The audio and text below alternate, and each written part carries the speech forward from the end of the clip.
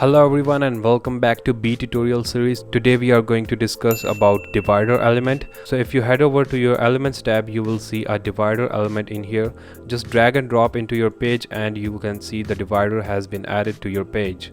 And the right side of your screen you can see some editing features in here. So the first feature here is the design feature. If you click on this pen tool, you can see there is some options like solid, dotted, dashed or double.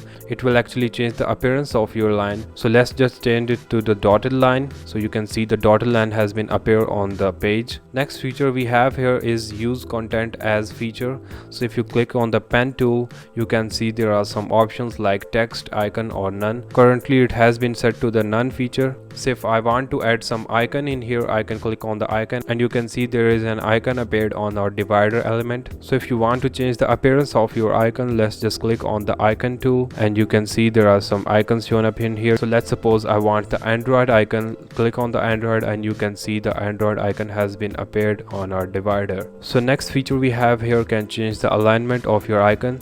To do that, click on the position tool and you can see there are some options. You can change that to left alignment, maybe right alignment, or let's just keep on the center alignment. So if you want to add some text in your divider element, click on use content as and you can see there is a text option. Click on it, you can type whatever you want and it will appear on your divider tool. So let's suppose if I type text, you can see the text has been added to my divider element. You can also change the position of your text. Click on this icon and you can see three options. Let's just check out the left alignment. If I click on this icon, you can see the text has been moved to the left side of my screen. You can also change that to the right alignment or maybe center aligned as it was before. So that's it for this video. If you like our videos, please consider subscribing and see you in the next video.